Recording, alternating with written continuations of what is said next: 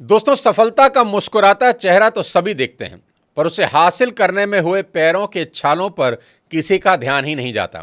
कौन सोच सकता था कि एक हलवाई जो लड्डू बेचता था, वो आगे चलकर देश की सबसे बड़ी प्राइवेट यूनिवर्सिटी बना देगा, जिसमें देश विदेश से 35,000 बच्चे पढ़ेंगे।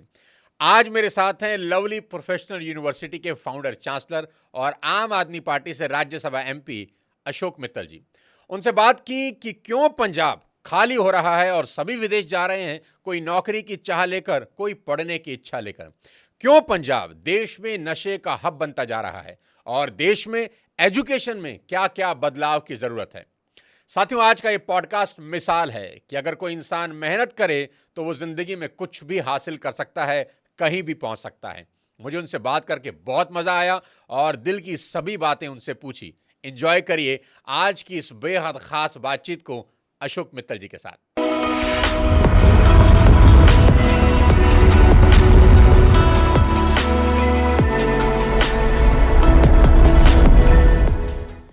तो आज हमारे बीच में हैं लवली प्रोफेशनल यूनिवर्सिटी के फाउंडर, चांसलर और आम आदमी पार्टी से Rajya Sabha MP Ashok Mittal ji. Thank you, नमस्कार। सबसे पहले तो आपका बहुत बहुत स्वागत है और बहुत अच्छा लग रहा है आपसे मुलाकात करके। मैंने बोला लवली प्रोफेशनल यूनिवर्सिटी के फाउंडर, चांसलर और बाद में बोला आम आदमी पार्टी के राज्यसभा एमपी, तो दोनों में से सबसे बढ़िया क्या लगता है? देखिए, सबसे बढ़िया तो हमेशा ही मुझे लगेगा हलवाई बनना। हलवाई बनना? अच्छा, ये इन दोनों को हटा दिया आपने? इन दोनों को तीसरी चीज ले आया आपको? तीसरी चीज नहीं, वही असली चीज है। अच्छा, जहाँ से हम मेरा उद्गम हुआ, जहाँ से हम आगे बढ़े हैं। तो ये हलवाई की क्या कहानी है? क्योंकि मैंने पार्लियामेंट में भी बात खुलकर बोली थी कि यदि मुझसे पूछा जाएगा कि क्या आप कैसे जाना चाहोगे, हलवाई, एजुकेशनिस्ट, पॉलिटिशियन, तो मेरा यही जवाब था कि मैं एक हलवाई के तौर पे जाना जाऊं, ये मेरे लिए ज़्यादा खुशी की बात होगी।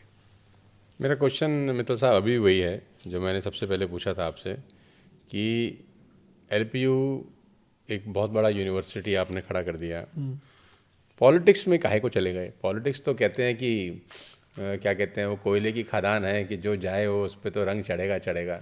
आपको देख के लगता तो नहीं कि चढ़ा है, तो ज़रूरत क्या पड़ी? मतलब क्यों गए? सब कुछ तो इतना बढ़िया है। नहीं, आप मुझे डिमोटिवेट कर रहे हैं या नहीं, मैं ये जानना चाह रहा हूँ कि मेरे दो सवाल हैं इसके अंदर कि क्या चीज़ अभी भी पसंद है? वो एजुकेशनिस्ट का टैग, ठीक है, हलवाई तो समझ में आ गया। अब इन दोनों में से, अब हलवाई को 2 मिनट के लिए हटा देते हैं, अब इन दोनों में से कौन सी चीज़ पसंद आती है? एक एजुकेशनिस्ट जिसने इतना बड़ा इंस्टीट्यूट बनाया जहाँ पर इतने सारे बच्चे पढ़ते हैं, अपना करियर बना रहे हैं, या वो राज्यसभा जहाँ पर रोज़ एक दूसरे के ऊपर एलिगेशन और दुनिया भर का तामझाम होता है? यदि आप मुझे दोनों में से चूज करने के लिए बोल एक चूज करना होगा तो मैं एजुकेशन ही चूज करूंगा। तो छोड़ देंगे पॉलिटिक्स? मैं बताता हूँ उसको। पहले तो मैं एजुकेशन चूज करूंगा क्योंकि जो मेरी पर्सनल ग्रोथ आई है, स्वीट्स बिजनेस तो मेरे फादर साहब का था जिसको मैंने ज्वाइन किया। उसके बाद हम ऑटोमोबाइल में भी गए, वो एक अलग स्टोरी है। फिर उसके बाद एजुकेशन में आए, तो ये दोनों मेरे इनिशिएटिव थे, ऑटोमोबाइल में शिफ्ट करना और एजुकेशन में आना। तो क्योंकि वो मेरा ब्रेन चाइल्ड था, तो मैंने बचपन से पहला प्यार कह सकते हैं इसको? पहला प्यार मेरा ऑटोमोबाइल था, दूसरा अच्छा, पहला प्यार ऑटोमोबाइल था, दूसरा एजुकेशन था। पर एजुकेशन थोड़ा बड़ा हो गया प्यार ना तो क्योंकि इसमें अपॉर्चुनिटी ज़्यादा मिली मुझे, फॉर्चुनेटली, प्रभु की कृपा से। एजुकेशन के कई रीज़न है, वो मैं क्यों मेरा वो प्यार बन गया सबसे बड़ा। लेकिन जैसा आपने पूछा दोनों में से चूज़ करना होगा, मैं हमेशा एजुकेशन को चूज़ करूँगा। क्योंकि पहले तो पॉलिटिक्स में सर्टेनिटी नहीं है। आज तो मैं एमपी बन गया, अगली बार बन पाता हूँ, नहीं बन पाता, पता नहीं है, बिल्कुल नहीं पता, किसी को भी नहीं पता होता।